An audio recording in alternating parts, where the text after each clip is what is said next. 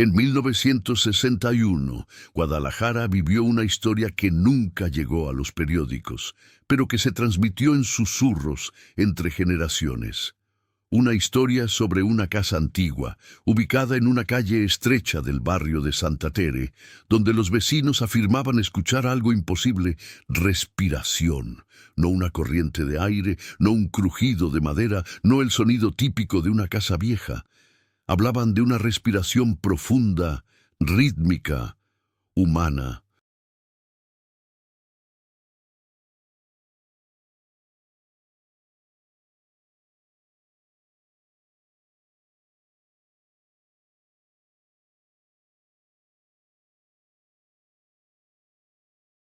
Una respiración que solo podía escucharse después de las 3 de la madrugada, cuando toda la colonia estaba en silencio.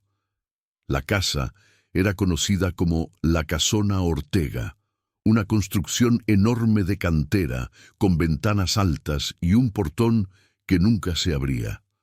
Durante el día parecía una casa abandonada, sin señales de vida, sin movimiento, sin luz. Pero al caer la noche, los vecinos juraban que algo dentro se despertaba, algo grande, algo viejo.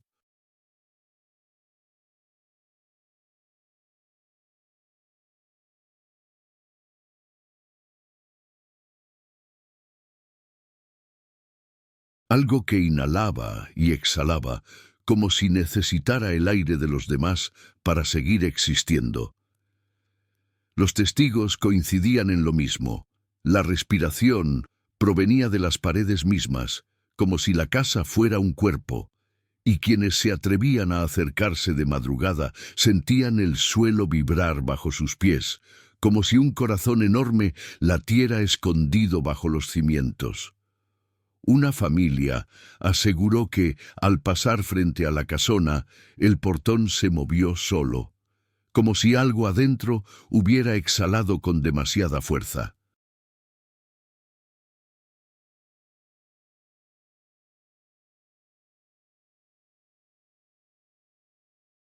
Otro vecino dijo haber escuchado su nombre pronunciado desde la rendija de una ventana, y un niño desapareció tras tocar la puerta por un desafío inocente. Lo que ocurrió dentro de la Casona Ortega en 1961 es algo que nadie supo explicar, porque aquella casa no estaba embrujada, estaba viva, y lo que respira siempre quiere seguir respirando. Guadalajara, en 1961, aún era una ciudad donde las noches tenían un silencio especial.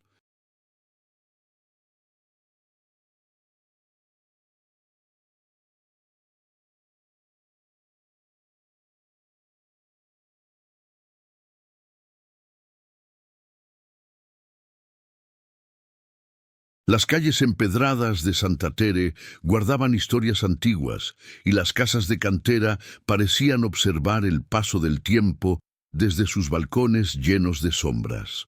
Sin embargo, había una casa que ninguno de los vecinos quería mirar por demasiado tiempo: la Casona Ortega.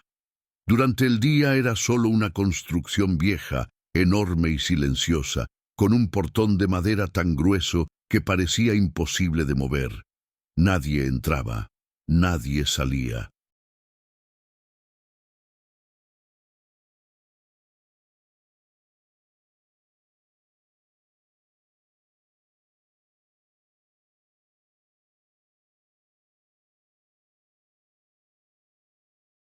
Pero cuando el reloj marcaba las 3 de la madrugada, algo despertaba dentro.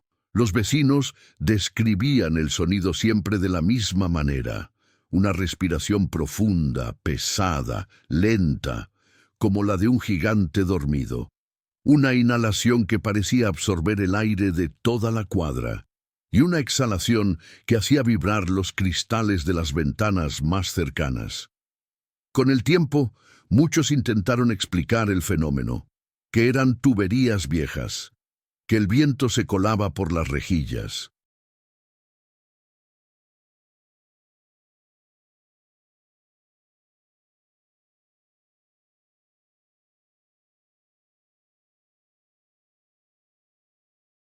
que era un animal atrapado en las paredes, pero ninguna de esas explicaciones coincidía con el detalle que todos repetían. La respiración cambiaba cuando alguien se acercaba, se aceleraba, se hacía más profunda, más ansiosa, como si la casa reconociera a quien tenía delante, como si esperara algo.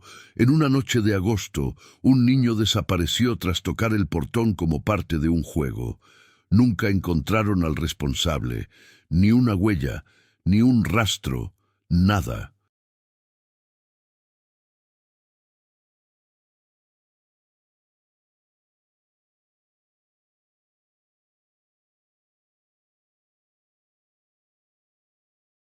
Y desde entonces nadie volvió a acercarse, pero esa madrugada de 1961, algo hizo que la casa respirara más fuerte que nunca. Algo que iba a cambiar la vida de todos los que vivían cerca, porque una casa que respira, tarde o temprano, también despierta. ¿Desde qué país y ciudad estás viendo esta historia? Coméntalo abajo y ayuda a que más personas descubran este terror. La madrugada del 12 de agosto de 1961 comenzó como cualquier otra en el barrio de Santa Tere.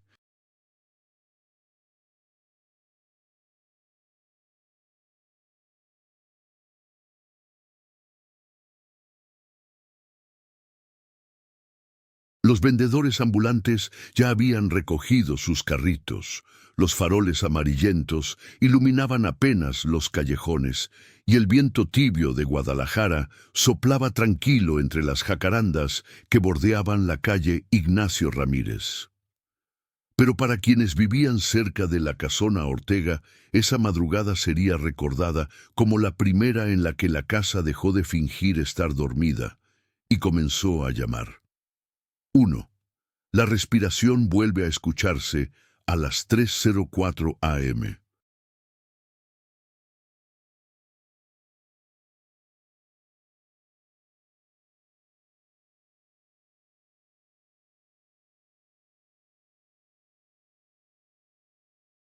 Como si alguien hubiera girado un interruptor oculto bajo la tierra, la casa comenzó a respirar otra vez. Primero un sonido leve, casi imperceptible. Un susurro de aire que parecía venir desde las paredes de cantera. Luego, una inhalación larga, profunda, como el bostezo de una criatura gigantesca despertando tras años de hibernación. Los vidrios de las ventanas más cercanas temblaron. Las ramas de los árboles se inclinaron hacia la casa, como si fueran atraídas por una fuerza invisible.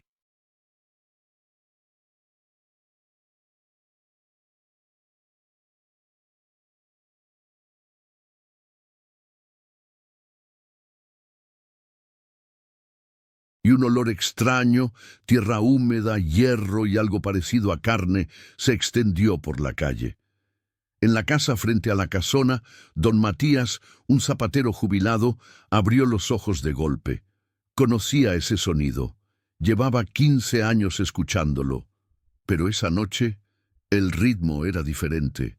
Más rápido, más ansioso, más consciente. Se levantó de la cama temblando y se acercó a su ventana. Apenas movió la cortina, sintió la vibración bajo sus pies. Ya despertó, susurró.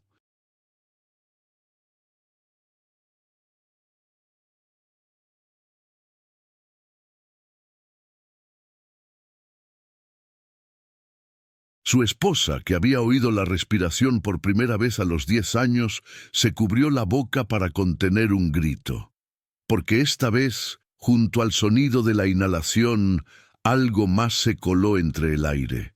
Un lamento, ahogado, muy profundo, como si alguien intentara gritar desde el interior de un cuarto lleno de tierra. 2.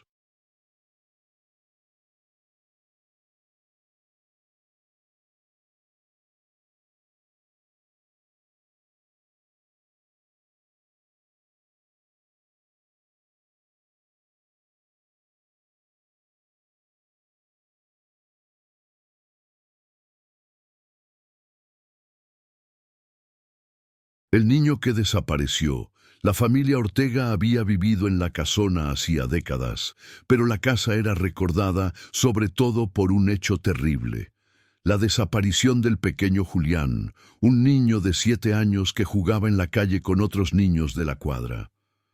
Había sucedido 6 años antes, en 1955. Los demás niños contaron que Julián se acercó al portón enorme de madera y lo tocó con la palma de la mano, desafiado por los otros.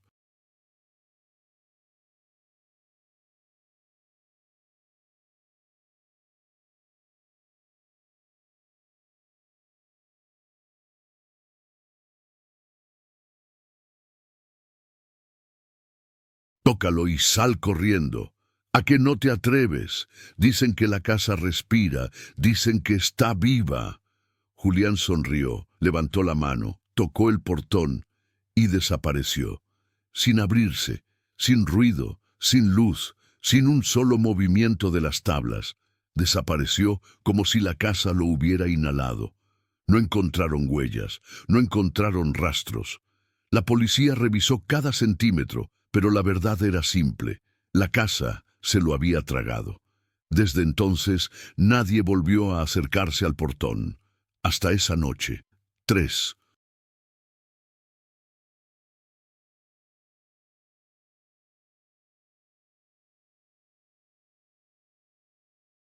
Marcos escucha su nombre. A unos metros de la casona vivía Marcos Valadez, un joven mecánico de 22 años que regresaba tarde a casa después del trabajo. Llevaba semanas durmiendo poco y no creía en supersticiones, así que los rumores de la casa viva le parecían solo cuentos para asustar a niños. Pero esa noche algo cambió. Cuando pasó frente a la casona, escuchó su nombre, claramente.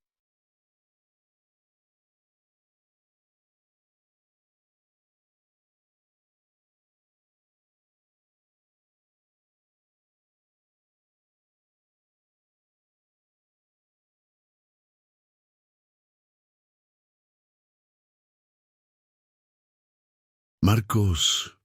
Una voz grave, profunda, masculina, aunque amortiguada como si viniera desde detrás de una pared gruesa. El joven se detuvo de inmediato. Miró a ambos lados. Las casas estaban oscuras. No había nadie despierto. ¿Quién anda ahí?, preguntó con voz temblorosa. No hubo respuesta. Solo el sonido de una exhalación larga, lenta, que hizo vibrar las piedras de la banqueta. Marcos tragó saliva. ¿Hay alguien dentro? Silencio. Y de pronto, ¡pum!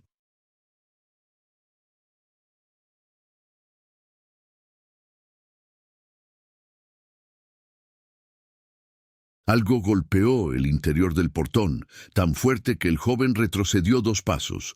Una respiración acelerada y regular salió de las rendijas. Marcos era su nombre otra vez, pero la voz sonaba como él mismo, exacta, idéntica. Marcos sintió que las piernas le temblaban. Esto no es normal, susurró, y al dar un paso atrás, el portón inhaló. El aire alrededor fue succionado de golpe. Marcos sintió que el pecho se le comprimía, que el oxígeno desaparecía. Corrió.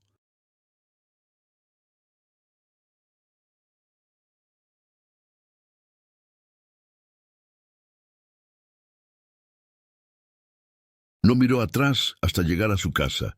Esa noche no durmió, porque cada vez que cerraba los ojos, escuchaba la voz repetir: Marcos, respira conmigo. 4. El portón se mueve. A las 3:27 a.m., la señora Soledad, que vivía justo enfrente, vio algo que no olvidaría jamás. El portón de la casona se movió, apenas 1 centímetro, pero lo suficiente para hacer saltar las bisagras.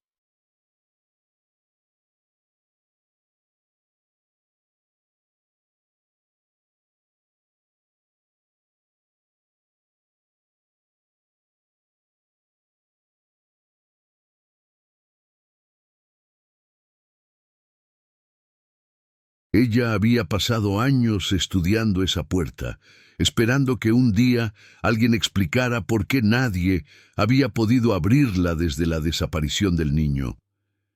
Pero verlo moverse solo, eso era otra cosa. Apenas tuvo tiempo de reaccionar cuando escuchó pasos dentro, pasos lentos, pesados, arrastrados. No eran pasos humanos, eran pisadas que parecían presionar el suelo desde adentro, como si algo demasiado grande intentara caminar dentro de un espacio demasiado pequeño.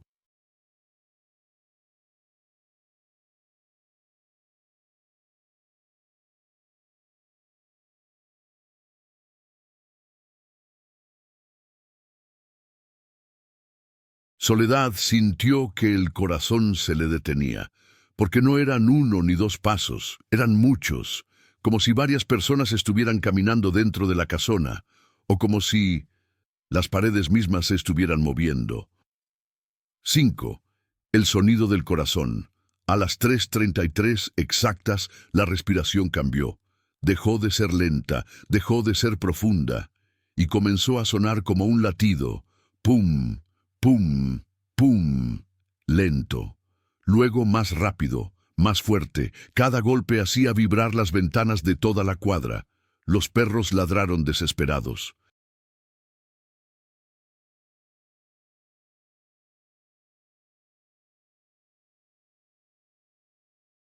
Unos huyeron, otros intentaron esconderse bajo los autos. Doña Matilde, la panadera del final de la calle, salió asustada al balcón. «¡Eso no es de este mundo!», gritó. «¡Eso no es normal!». Pero el sonido no se detuvo, se volvió más intenso, más caótico, más desesperado, como si la casa estuviera a punto de dar a luz, a algo, a alguien, a lo que fuera que había estado creciendo dentro por años. 6.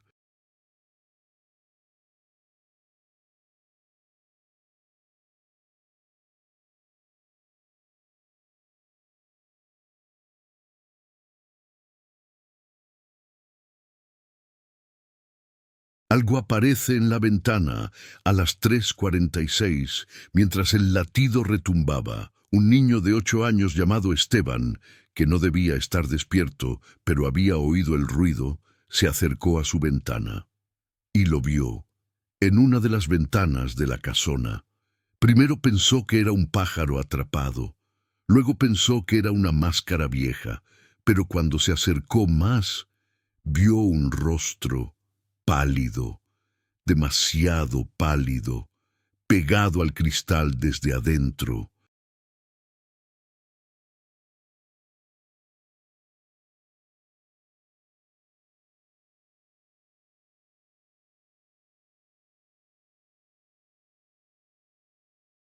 Como si alguien o algo estuviera presionando la cara contra la ventana para mirar hacia afuera.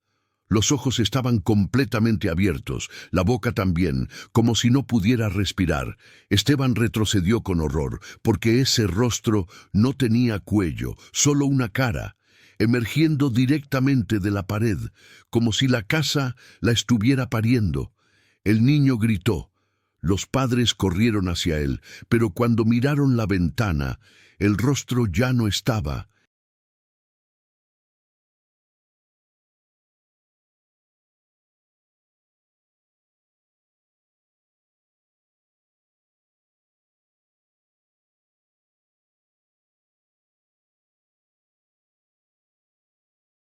Solo quedaba una marca en el vidrio, un círculo de vapor, como si algo cálido hubiera exhalado allí. 7. La casa intenta hablar. A las 3:59, justo antes de que la hora cambiara, la respiración se silenció. La calle entera quedó en un silencio profundo, antinatural. Los vecinos se asomaron con cautela. Los perros dejaron de ladrar, el aire se volvió espeso, y entonces la casa habló, no con una voz humana, no con palabras claras.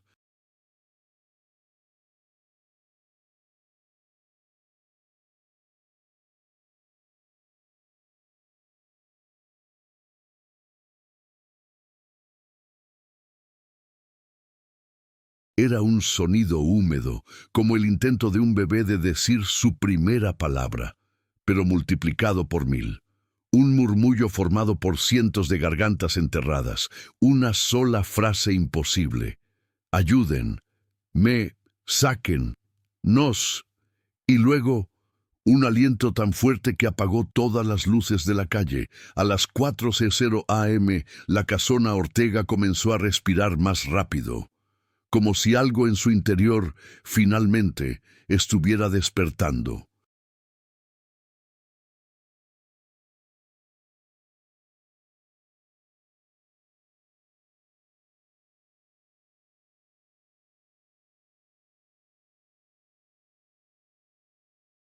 La calle Ignacio Ramírez estaba sumida en un silencio casi sobrenatural tras aquel último aliento que apagó todas las luces. Las sombras parecían más densas, los árboles más quietos y el aire más pesado, como si la madrugada completa se hubiera detenido para escuchar, porque la respiración de la casa había cambiado. Ya no era el sonido profundo de un gigante dormido. Ahora era más rápida, irregular, ansiosa, como si la casona estuviera preparándose para algo. 1.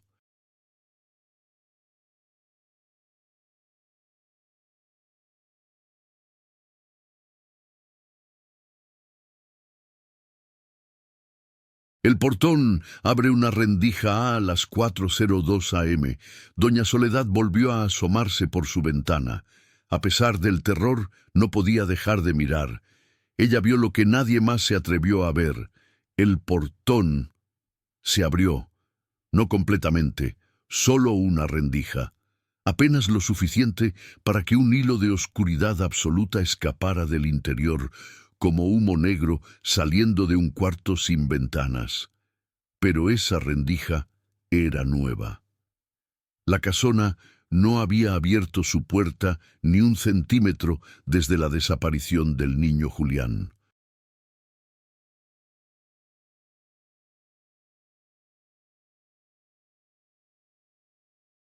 Doña Soledad tragó saliva. Los ojos le brillaron por el espanto. No, no puede ser, susurró. Algo dentro de la casa se movió. Una sombra, un bulto, un contorno humano, que no caminaba, sino que parecía deslizarse, como si no tuviera piernas. La mujer retrocedió, soltando un grito que se tragó el silencio de la calle. 2. La sombra que imitaba a los vecinos. A las 4:05, varios vecinos comenzaron a escuchar golpes suaves en sus puertas. Toc, toc, toc.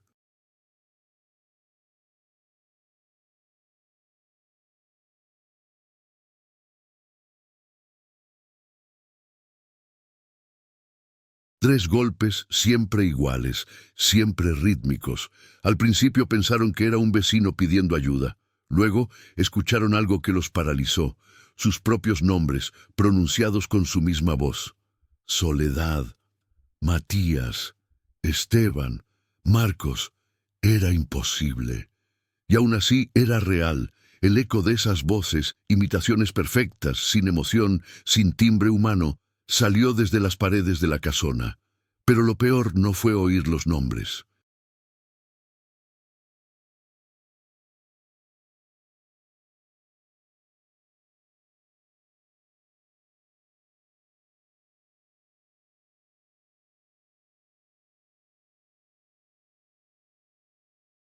Fue escuchar las otras palabras que vinieron después. Déjenme entrar, ábranme, necesito aire. La casa no solo respiraba, la casa llamaba. 3. El niño Esteban ve la verdad por segunda vez.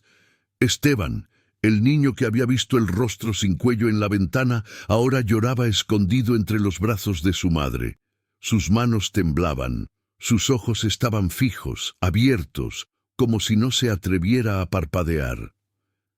«Mamá», susurró finalmente. «¿Qué pasa, mi amor?» Creo que no era un rostro.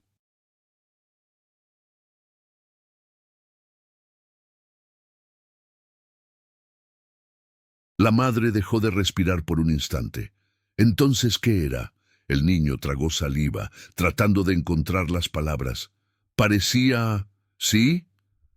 Parecía como si la pared estuviera tratando de empujar algo hacia afuera. La madre sintió que el estómago se le revolvía. ¿Algo cómo? El niño respondió con un hilo de voz, como personas atrapadas, queriendo salir. 4.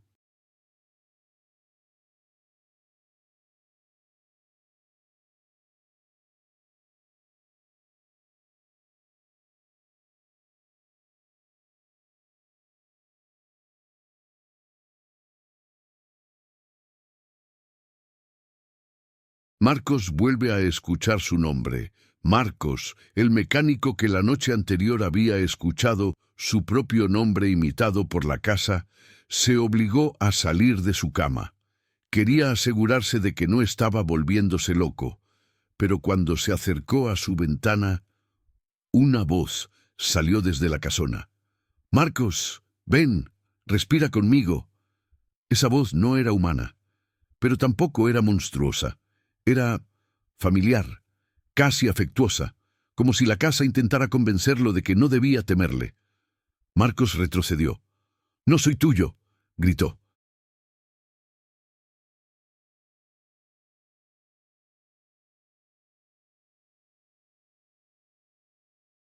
La casa inhaló lentamente. Las luces de la calle parpadearon, y una voz, esta vez más profunda, respondió desde detrás del portón.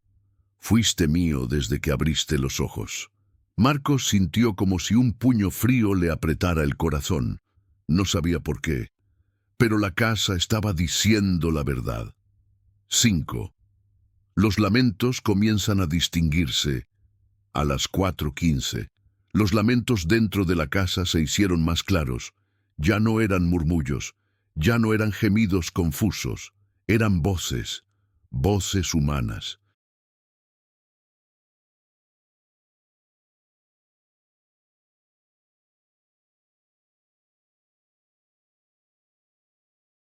Voces de distintas edades y tonos. «Ayúdenme, sáquennos, no queremos dormir más». La casa respira por nosotros. Los vecinos se asomaban con miedo, cubriéndose la boca para no gritar. Un anciano cayó de rodillas en la calle, llorando al reconocer una de las voces. «Es mi hermano», sollozó. «Él desapareció hace 20 años. Él está ahí dentro». Pero la voz no decía su nombre. La voz solo repetía la misma frase. «La casa nos está tragando». 6.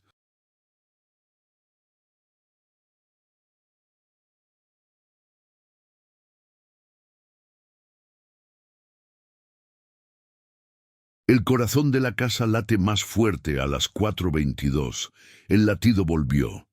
Más fuerte, más rápido, más irregular. Pum, pum, pum. Las paredes se estremecían. La tierra vibraba bajo los pies de quienes se atrevían a mirar. El aire se volvía más caliente. La casona parecía un organismo vivo, como si algo enorme se moviera debajo de los pisos, como si hubiera un corazón enterrado allí, pero nadie estaba preparado para lo que vino después. 7. El piso se hunde.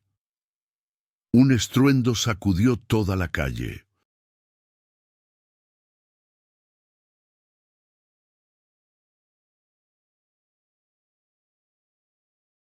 El piso frente al portón se agrietó. Las piedras se hundieron unos centímetros, formando un surco, como si algo debajo de la casa se hubiera movido hacia arriba. Las grietas se extendieron hacia los lados, como venas. El suelo caliente expulsaba vapor. El portón vibró. La rendija se abrió un poco más, y un ojo apareció en la oscuridad. Un ojo enorme, humano en forma, pero completamente negro, sin iris, sin blanco, solo un círculo de oscuridad líquida. El ojo observó la calle.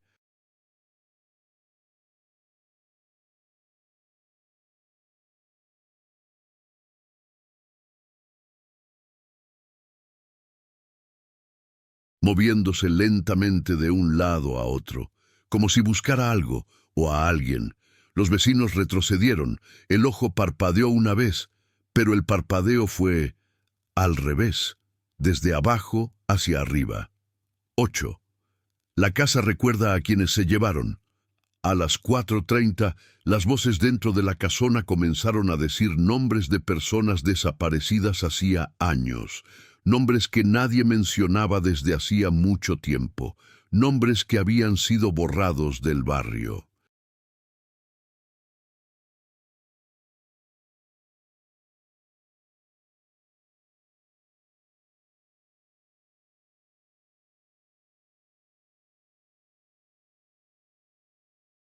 Y entre ellos, Julián Ortega. Doña Soledad se llevó las manos a la boca.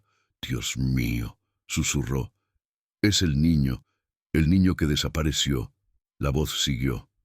Mamá, ábreme. Tengo miedo.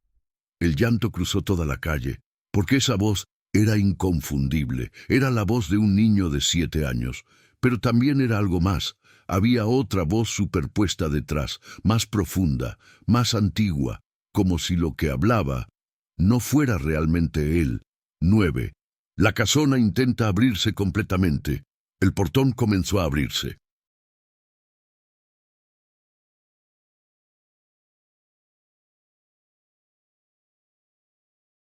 Lento, muy lento, 1 centímetro, 2, 3. Las bisagras gemían, la madera crujía, la respiración dentro se hacía cada vez más agitada, más fuerte, más urgente. Marcos gritó, «¡No la dejen abrir! ¡No dejen que salga!». Pero ya era tarde. 10. Algo aparece por la rendija. Una mano emergió primero, pálida, demasiado larga, con los dedos delgados como raíces. La piel parecía húmeda, como si hubiese estado bajo tierra por años. Luego, un brazo. Luego, una segunda mano. Las manos se aferraron al portón.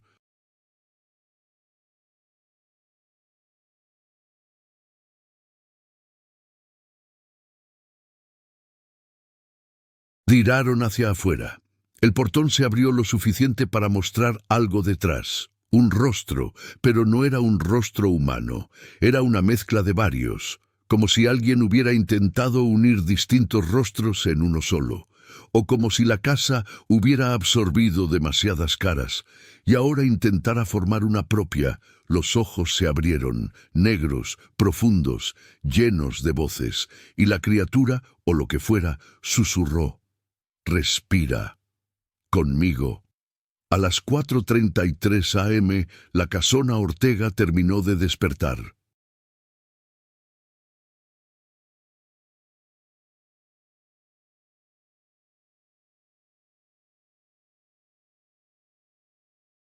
Y la calle entera entendió algo que nunca debía haberse descubierto. La casa no solo respiraba, la casa estaba hambrienta. A las 4:34 de la madrugada, la calle Ignacio Ramírez estaba dividida entre dos tipos de silencio: el silencio de los vivos y el silencio de la casa. Ambos parecían escuchar al otro, ambos parecían temerse mutuamente. Pero algo había cambiado. La casa ya no era solo un cuerpo respirando, ya no era un organismo oculto bajo sus muros, ahora era algo más, algo consciente.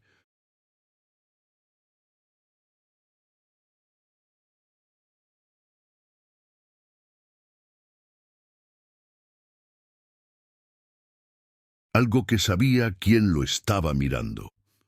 1. La casa pronuncia un nuevo nombre.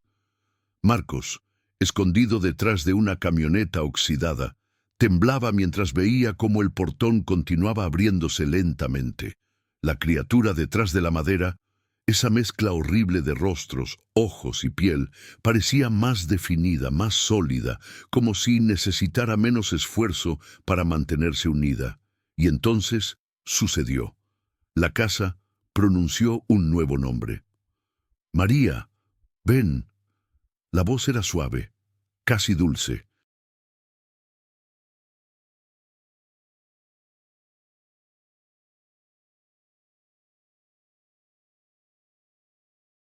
Como si una madre llamara a su hija desde otra habitación.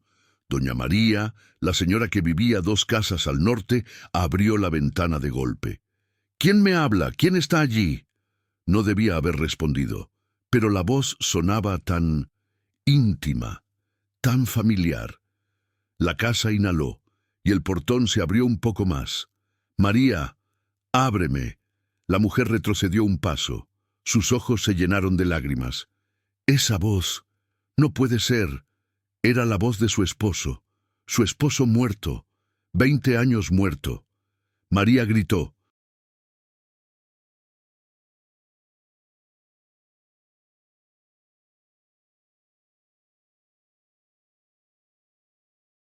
Quiso cerrar la ventana, pero sus manos temblaban demasiado, y la voz volvió a llamar. «María, estoy dentro. Ayúdame». La mujer cayó de rodillas, llorando. El barrio entero escuchó y comprendió el mecanismo. La casa imitaba las voces de los muertos, las voces de los desaparecidos, las voces de quienes amaron a los vivos, y las usaba como carnada. 2. Esteban escucha a alguien detrás de su pared. En la pequeña casa de los Ramírez, el niño Esteban seguía temblando en los brazos de su madre.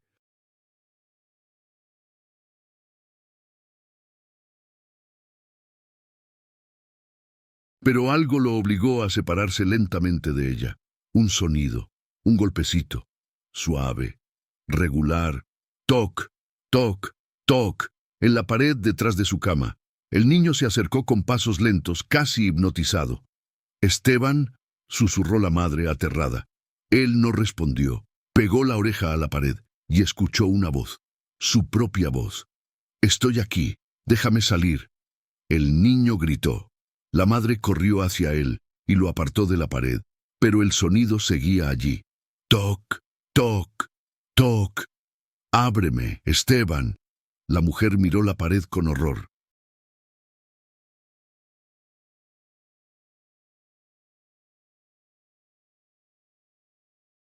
Porque esa voz eran las palabras exactas que su hijo había dicho minutos antes, copiadas, repetidas, desfiguradas, como si la casa estuviera aprendiendo. 3. Doña Soledad ve algo moverse dentro de la casa. A las 4:41, doña Soledad volvió a mirar por la ventana.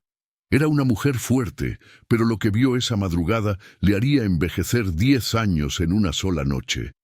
Dentro de la casona, detrás de la rendija, ahora más abierta, pudo ver algo moverse. No una persona, no un animal.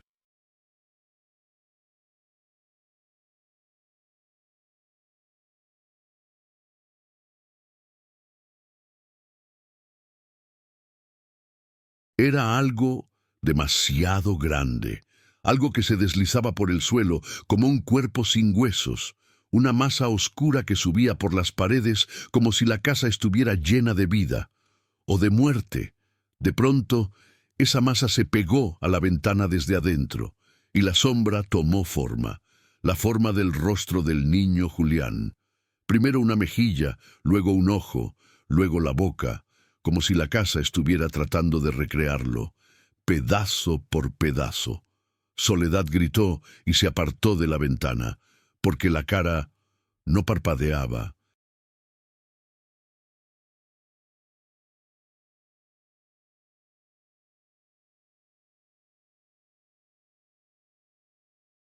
Y cuando abrió la boca, no salió un grito, salió una exhalación violenta que empañó el vidrio desde adentro.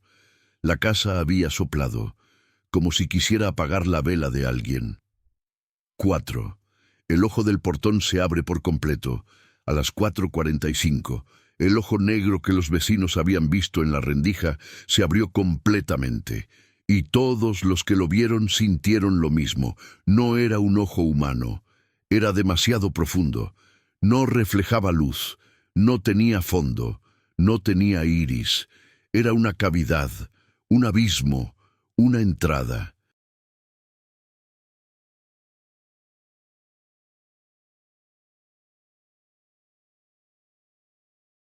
Marcos se cubrió la boca para no gritar.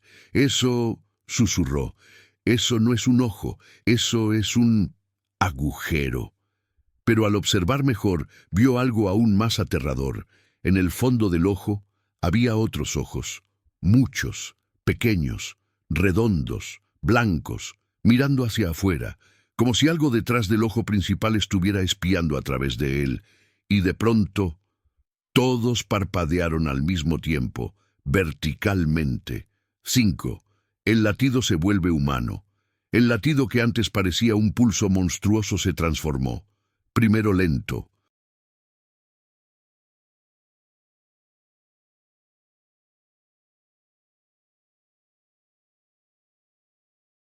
luego más rítmico, luego más natural, hasta que todos se dieron cuenta, era un corazón humano, grande, profundo, amplificado por las paredes, como si un corazón enorme estuviera latiendo bajo los cimientos, como si hubiera sido enterrado ahí, sin cuerpo, vivo.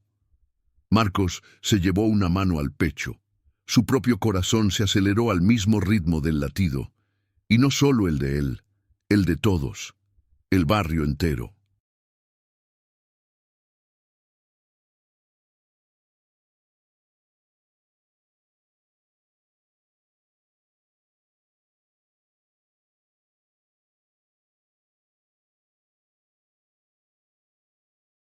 Hombres, mujeres, ancianos, niños, todos sus corazones comenzaron a latir sincronizados con el de la casa. ¡Pum! Un solo latido. Compartido. ¡Pum! Un segundo. ¡Pum! Un tercero. La casa controlaba sus pulsos, como si la vida de todos estuviera unida a la suya. 6. La casa recuerda el sabor de respirar. A las 4:52, la exhalación que salió de la rendija del portón fue tan fuerte que levantó polvo del suelo de la calle. Pero no era solo aire, era aire tibio, aire humano.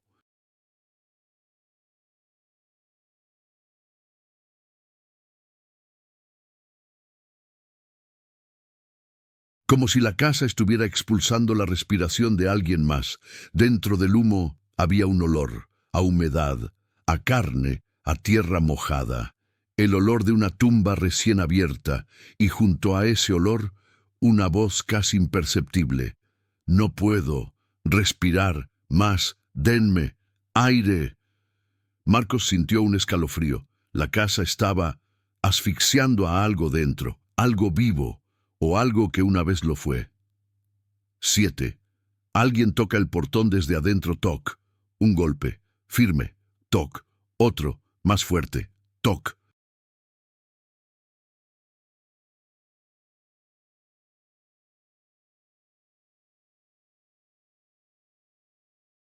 Al tercero, toda la calle se estremeció. Algo estaba tocando el portón desde dentro, golpeando con desesperación, con fuerza, con miedo, y luego una voz infantil. Ayúdenme. Quiero salir. Tengo frío. Era la voz del niño Julián, tal como sonaba 6 años antes, pero mientras todos escuchaban, la voz cambió, se quebró, se hizo más grave, más profunda. Tengo hambre.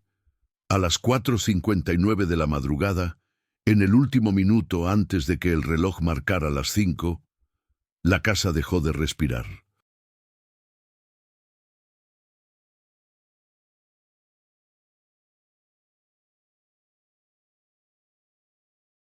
Y el silencio que siguió fue tan absoluto que todos entendieron lo mismo. La casa no había dejado de respirar.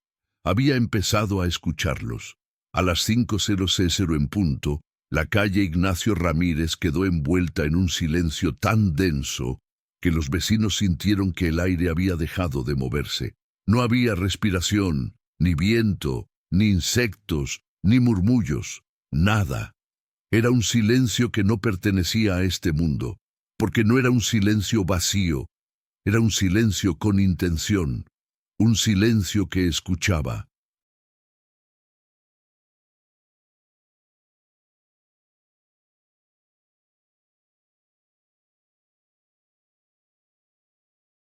¿Qué esperaba? La casa había dejado de respirar para abrir los ojos. 1.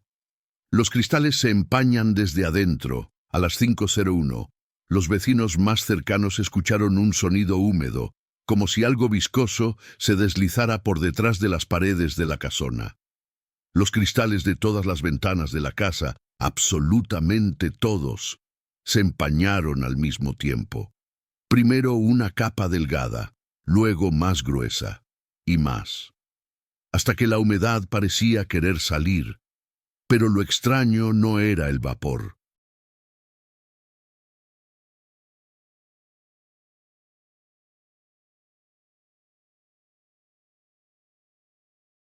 Era la forma del vapor. Las manchas en los vidrios tenían contornos redondos, perfectos, idénticos, contornos de ojos, decenas, cientos, todos presionados contra el vidrio desde adentro, como si la casa tuviera tantos ojos como almas había devorado. Marcos retrocedió horrorizado al verlos.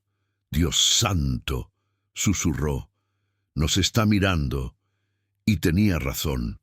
Cada mancha en el vidrio parecía enfocarse en un vecino distinto, como si cada ojo tuviera dueño. 2.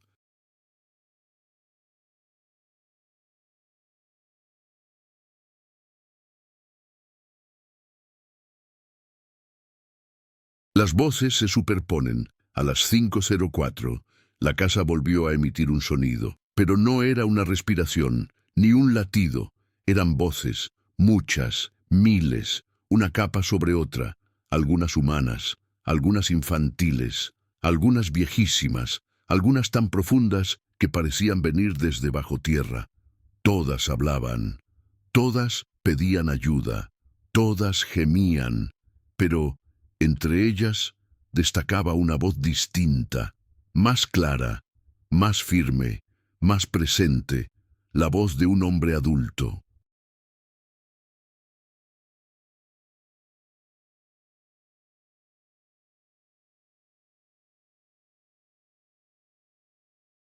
No se acerquen, no abran, ella nos escucha, ella nos copia, ella quiere salir. Era la voz de don Ignacio Ortega, el padre del niño Julián, un hombre que había desaparecido con su hijo 6 años atrás. Los vecinos sintieron que la sangre se les helaba. Si esa voz era real, significaba que la casa contenía cuerpos vivos, o algo que había sido vivo. 3. La casa comienza a copiar sus pasos. A las 5:09, Marcos intentó alejarse gateando desde su escondite.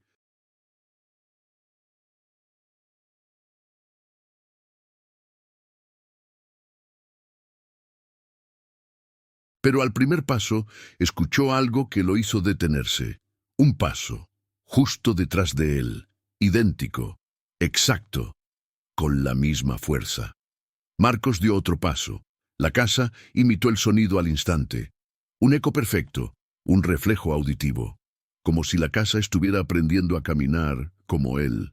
Marcos se congeló, lo entendió. La casa copiaba no solo voces, sino acciones, movimientos, ritmos, hábitos. La casa se estaba educando, domesticando, preparándose.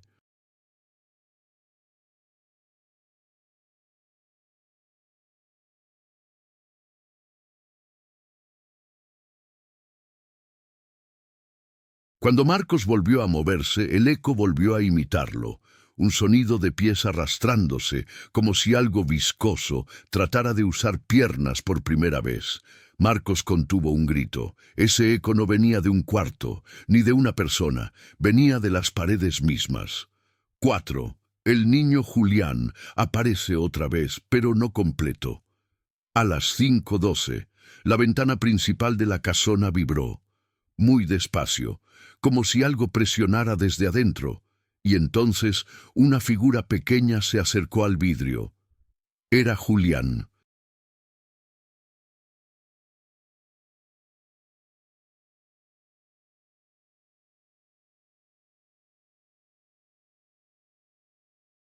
o lo que quedaba de él. Su rostro estaba incompleto, una parte parecía normal, la otra era la textura de una pared.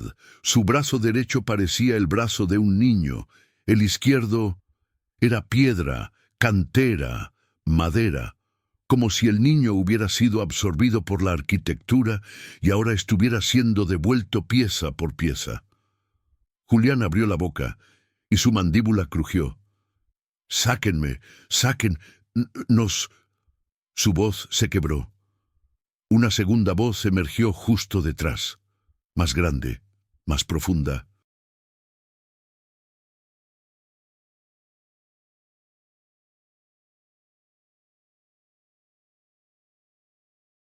«Ellas no quiere dejar...» Y entonces Julián desapareció de golpe.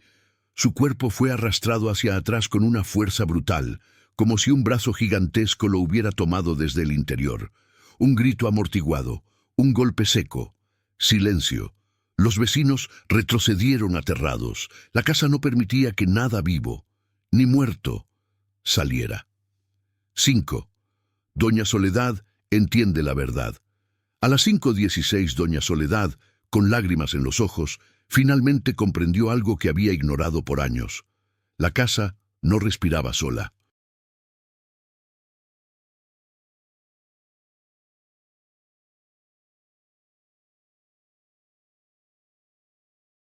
No vivía sola, estaba viva gracias a lo que guardaba. Era un organismo construido con las voces, las pieles, los huesos, las memorias, las respiraciones de quienes había tragado a lo largo de décadas. No era un espíritu, no era un monstruo, no era un demonio, era una criatura nueva, algo que había crecido con cada desaparición, algo que había aprendido, que había memorizado, que había sentido, una casa que respiraba, porque algo dentro necesitaba seguir respirando.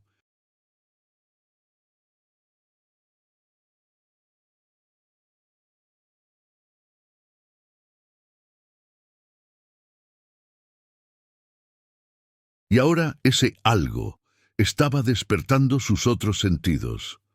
6. La casa abre su primer ojo completo. A las 5:20, la rendija del portón se abrió lo suficiente para que la criatura detrás pudiera mostrarse por primera vez. No era un rostro humano, era una superficie viva compuesta por pedazos de piel, segmentos de paredes, ojos humanos, ojos que no eran humanos, bocas sin labios y partes de cuerpo que parecían estar en transición, una masa orgánica que respiraba, lenta, profunda.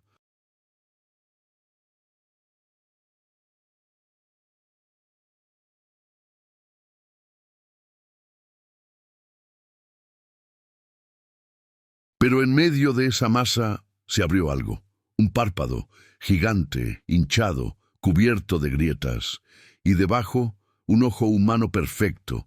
El ojo parpadeó, una vez, dos, y todos los vecinos sintieron el deseo incontrolable de cerrar los ojos también, una sincronía forzada, un impulso extraño, pero Marcos gritó, «¡No, no lo hagan! ¡Es lo que quiere!». La casa inhaló con violencia. El viento de la calle fue absorbido. Las hojas de los árboles volaron hacia la puerta. El polvo atravesó la rendija.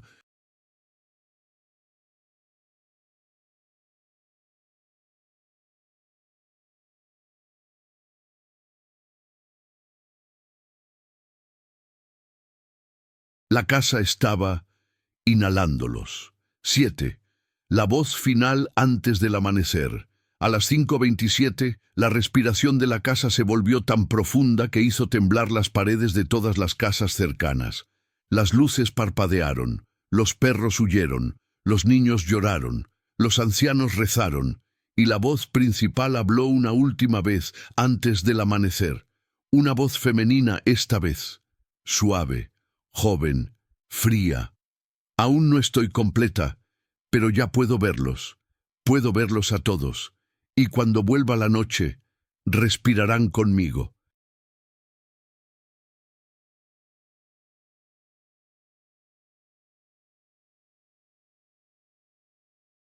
El portón se cerró de golpe. Las ventanas perdieron las manchas. El latido se apagó. Las voces se silenciaron. Las sombras se replegaron. La casa volvió a su forma normal, callada, muerta, como si nada hubiera pasado. Pero todos sabían la verdad. El amanecer estaba salvando la ciudad. Apenas. Por poco. Y cuando la luz desapareciera, la casa volvería a abrir los ojos. El barrio de Santa Tere estaba paralizado.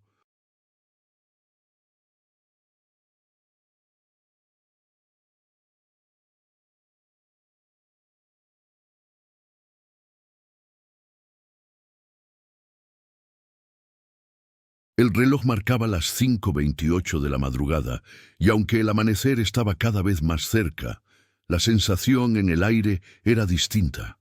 Era como si la noche se resistiera a irse, como si algo la estuviera reteniendo, porque la casa no había terminado. Se había callado, había cerrado el portón. Pero eso no significaba calma, significaba preparación. 1. El silencio antes del nacimiento. Durante los siguientes 30 segundos, nada se movió. Marcos, agachado detrás del auto, apenas respiraba.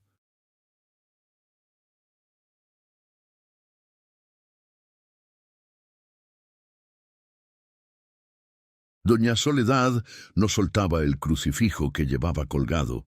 El niño Esteban lloraba en silencio, tapando sus oídos. Las luces de la calle estaban apagadas, como si la electricidad hubiese muerto junto con la respiración de la casa.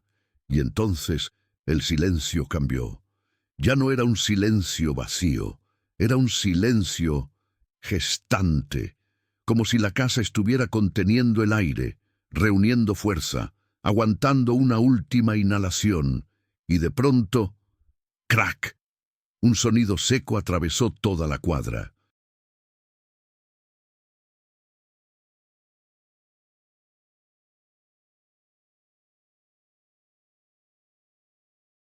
Un sonido de madera partiéndose, de paredes rompiéndose desde dentro. La casa se estaba expandiendo. 2. Las paredes se inflan como pulmones. A las 5:29, las paredes de la casona comenzaron a moverse. Primero solo 1 milímetro, luego 1 centímetro, luego más, como si la casa fuera un enorme pecho, llenándose de aire. Las ventanas vibraban. El portón se arqueaba hacia afuera. El techo se levantaba apenas, respirando como piel humana. La casa inhaló, fuertemente, con una necesidad desesperada.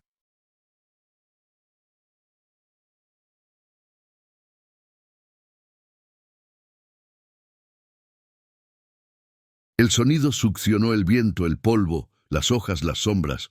Todo era absorbido hacia la rendija del portón. Marcos gritó: «Está respirando otra vez. Aguanten, no se acerquen». Pero no era solo eso. La casa no estaba respirando para vivir. Estaba respirando para nacer. 3. Las sombras dentro del portón se separan a través de la rendija. Los vecinos vieron algo que jamás debieron ver. Las sombras dentro de la casa no eran sombras. Eran cuerpos, decenas, cientos.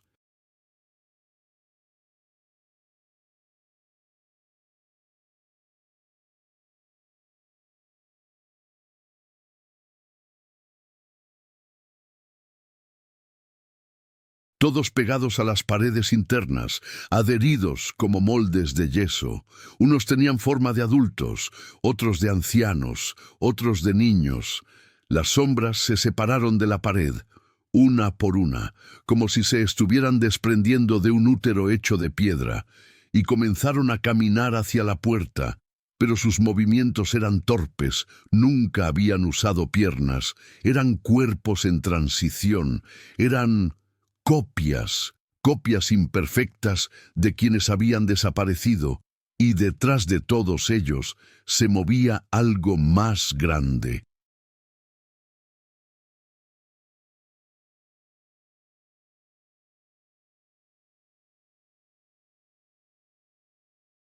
mucho más grande, algo que recorría las paredes como si tuviera 1000 extremidades, algo que abría grietas por donde pasaba, algo que latía, el corazón de la casa. 4. El niño Julián aparece por última vez. Una figura pequeña se adelantó entre todos los cuerpos deformes. Era Julián Ortega, pero ya no se parecía al niño que había desaparecido. Su piel estaba mezclada con trozos de pared. Sus ojos eran demasiado grandes.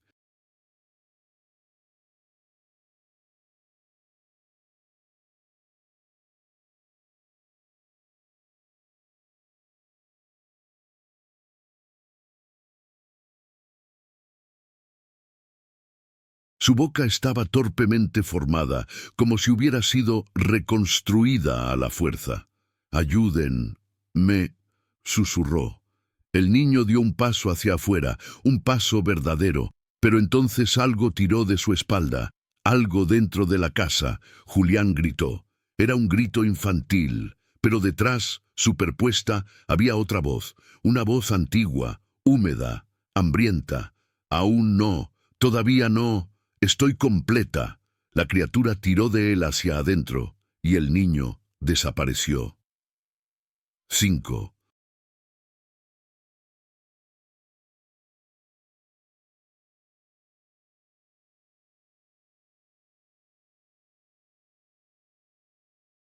La casa manda un mensaje a las 5:30, justo cuando la casa respiró por tercera vez. Una voz salió desde el portón. Una sola voz, clara, firme, humana. Era la voz de don Ignacio Ortega. Escúchenme. La casa no es una casa, es un cuerpo que crece con cada uno de nosotros. Los vecinos contuvieron el aliento. Estamos atrapados aquí dentro. La casa nos mantiene vivos, para no morir ella. Y luego, con un esfuerzo que rompía la voz, no la dejen salir.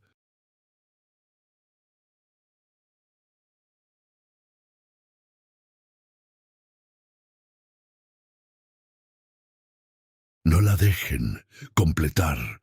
Detrás de él, una voz femenina habló por encima. Ya no pueden detenerme, ya casi estoy lista. La voz no venía de una boca, venía de las paredes. 6. La casa intenta abrirse por completo. El portón se dobló, las bisagras estallaron, las tablas crujieron. Una grieta se abrió de arriba abajo. Lo que sea que estaba dentro, estaba empujando. Algo gigantesco, algo construido con piel humana, madera, cantera y huesos.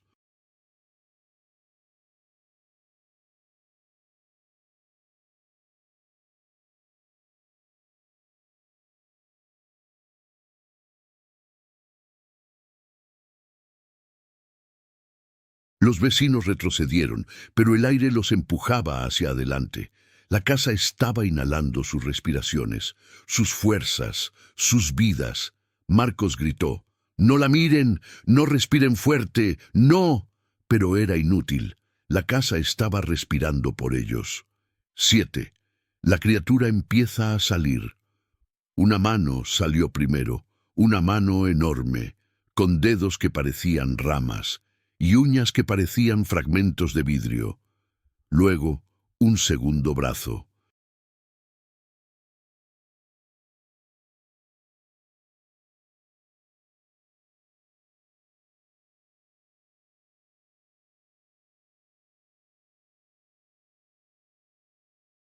Luego una cabeza enorme, sin forma definitiva, compuesta por rostros humanos incompletos.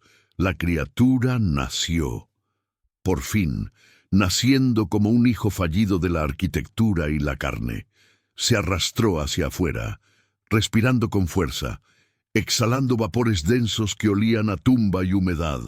Los vecinos corrieron, gritaron, lloraron, pero la criatura habló. «No huyan, necesito su aire». Cada palabra hacía que las ventanas de las casas se empañaran. Cada suspiro hacía temblar las paredes.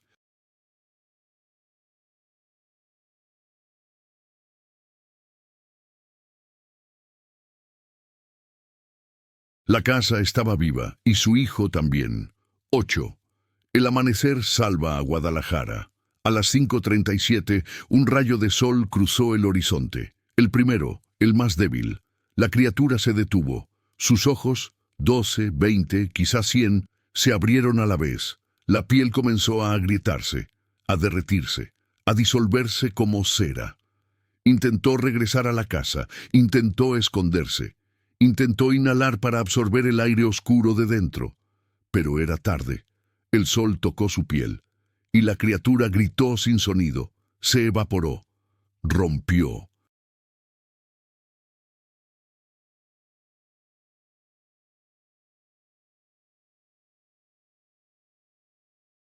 Se deshizo, cayó como polvo oscuro sobre la calle.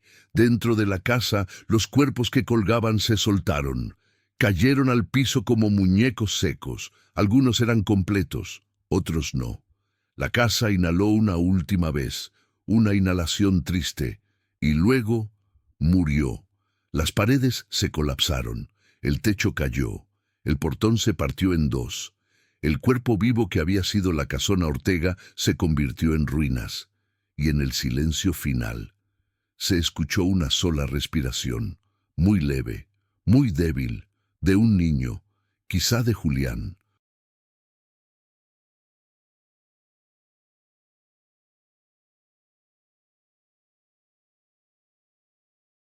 Quizá de la casa, un susurro, aún falta una noche más.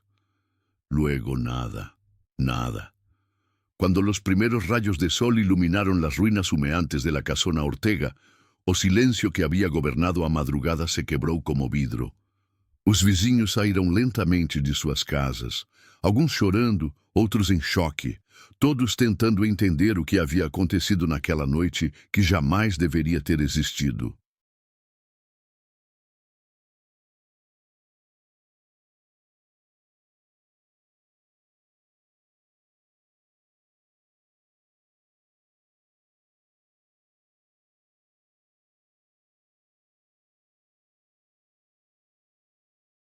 O ar ainda estava pesado, como se pequenos fragmentos daquela criatura ou da própria casa permanecessem suspensos, procurando um corpo onde se agarrar.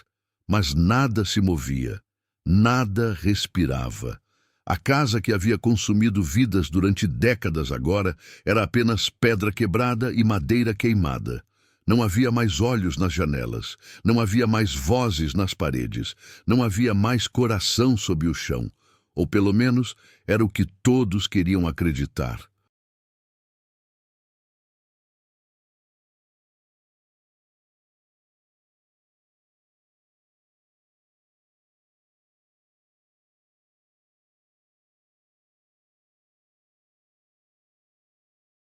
Porque entre os escombros, alguns vizinhos juram que viram algo.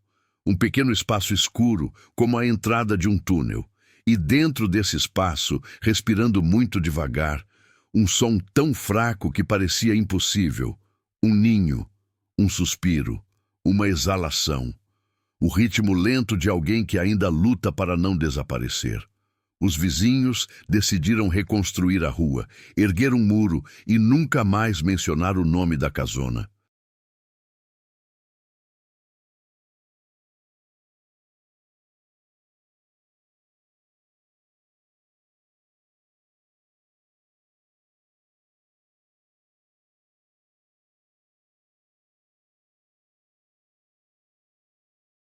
O terreno foi comprado, vendido, abandonado, e séculos de silêncio foram empurrados para dentro daquela terra.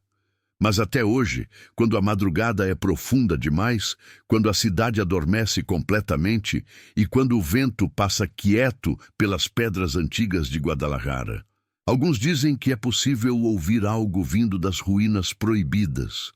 Uma respiração pequena, paciente, inocente. Como se alguém estivesse esperando a noite certa para voltar a abrir os olhos.